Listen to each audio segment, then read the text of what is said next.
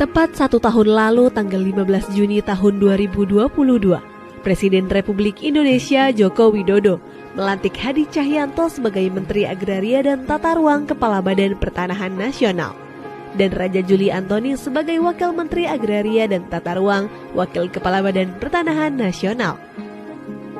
Terdapat 3 amanat dari Presiden RI yang ditugaskan kepada Menteri ATR Kepala BPN dan Wamen ATR Waka BPN terkait bidang pertanahan dan tata ruang. Antara lain, percepatan pendaftaran tanah sistematis lengkap, penyelesaian sengketa dan konflik pertanahan, termasuk pemberantasan mafia tanah, serta dukungan terhadap pembangunan Ibu Kota Negara Nusantara. Selama setahun ini, Kementerian ATR BPN pun terus melakukan akselerasi program PTSL dengan berbagai macam terobosan, mulai dari peningkatan pelayanan pertanahan, kolaborasi dengan berbagai pihak, hingga mendorong keterlibatan aktif masyarakat. Atas hasil dari kerja keras tersebut, selama 1 tahun ini, dari program PTSL berhasil mendaftarkan 6.616.664 bidang tanah di seluruh Indonesia, di mana 5.409.693 bidang tanah telah bersertifikat. Mengingat betapa pentingnya manfaat memiliki sertifikat tanah, selain sebagai legalitas hukum atas kepemilikan yang sah, sertifikat tanah juga dapat mengurangi potensi terjadinya sengketa atau konflik pertanahan, serta membuka akses permodalan untuk peningkatan ekonomi masyarakat. Sejak dilaksanakannya program PTSL juga telah memberikan penambahan nilai ekonomi atau ekonomi value added mencapai kurang lebih 5.574 triliun rupiah, dan 1 tahun terakhir mencapai kurang lebih 895 triliun rupiah yang berasal dari hak tanggungan, BPHTB, PPH, dan PNBP. Sebelum adanya program PTSL, pada tahun 2017, jumlah bidang tanah yang baru tercapai hanya mencapai 46 juta bidang tanah. Dari estimasi 126 juta bidang tanah yang ada di Indonesia. Kalau dihitung rata-rata setiap tahunnya, BPN hanya mendaftarkan 500.000 bidang tanah. Apabila pendaftaran tanah ini menggunakan metode lama, maka rakyat harus menunggu lebih kurang 160 tahun lamanya. Berkat program PTSL yang saat ini tercatat jumlah bidang tanah yang telah terdaftar sebanyak 103,1 juta bidang tanah dan 85,8 juta bidang tanah telah bersertifikat. Percepatan program PTSL dimulai dengan menggerakkan partisipasi masyarakat untuk berperan aktif dalam menyiapkan berkas pertanahan secara mandiri. Hal itu berguna untuk membantu petugas pengumpul data pertanahan. Selain itu, Kementerian ATR BPN juga aktif mengkampanyekan gerakan masyarakat pemasangan tanda batas atau gema batas untuk memudahkan petugas ukur dalam melaksanakan pengukuran tanah.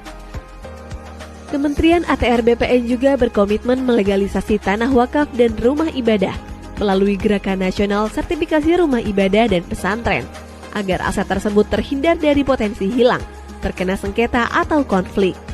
Konkretnya, Kementerian ATR BPN telah membuat nota kesepahaman dengan berbagai organisasi keagamaan untuk memudahkan sertifikasi tanah wakaf dan rumah ibadah, sehingga umat beragama dapat melaksanakan kegiatan keagamaan secara aman dan damai. Selama setahun ini, Kementerian ATR BPN telah berhasil mensertifikasi 36.149 bidang tanah wakaf dan rumah ibadah seperti masjid, gereja, vihara, dan rumah ibadah lainnya. Jumlah ini meningkat dari tahun sebelumnya yang mencapai 25.140 bidang tanah di tahun 2021 dan 13.858 bidang tanah di tahun 2020. Kami, Kementerian ATR BPN, memiliki komitmen untuk mensertifikasi rumah ibadah apapun di mana nama Tuhan diagungkan tanpa terkecuali dan tanpa diskriminasi. Kementerian ATR BPN juga mendorong percepatan sertifikasi aset-aset BMN, BMD, BUMN, dan BUMD. Hal ini dilakukan sebagai mitigasi penyalahgunaan aset yang dapat mengakibatkan kerugian keuangan negara. Dalam 1 tahun, Kementerian ATR BPN telah menyelamatkan aset-aset negara melalui program sertifikasi tanah-tanah aset dengan estimasi nilai mencapai kurang lebih 643,9 triliun rupiah. Kementerian ATR BPN telah menargetkan pada tahun 2025 seluruh bidang tanah dapat terdaftar. Tujuannya agar mewujudkan Indonesia lengkap di mana seluruh bidang tanah telah terdaftar dan terpetakan. No gap, no overlap. Dimulai tahun ini, Kementerian ATR BPN telah berhasil melahirkan kota dan kabupaten lengkap, di antaranya Kota Denpasar, Kota Bontang, Kota Madiun, Kota Tegal, Kota Surakarta, Kota Yogyakarta, Kota Administrasi Jakarta Pusat, Kabupaten Badung, Kota Administrasi Jakarta Utara, dan Kota Administrasi Jakarta Barat. Ada sedikit cerita pengalaman saya saat melakukan kunjungan kerja turun ke lapangan di awal menjabat. Banyak sekali keluhan yang saya dengar langsung dari masyarakat terkait mahalnya biaya pelayanan pertanahan. Setelah dilakukan pengecekan ternyata salah satu penyebab mahalnya biaya karena masyarakat tidak dapat mengurus sendiri permohonannya. Jadi terpaksa diwakilkan karena sibuk bekerja. Kami pun berinovasi meluncurkan program pelayanan tanah akhir pekan atau pelataran, disertai dengan loket prioritas yang diberi karpet merah khusus disediakan untuk masyarakat yang mengurus sendiri tanahnya. Dengan begitu, masyarakat dapat leluasa kapanpun mengurus tanahnya tanpa terkendala biaya dan waktu. Saat ini, pelayanan pertanahan akhir pekan telah tersedia di seluruh kantor pertanahan yang berkedudukan di ibu kota provinsi dan seluruh kantor pertanahan dengan rata-rata jumlah layanan di atas 2.000 berkas per bulan.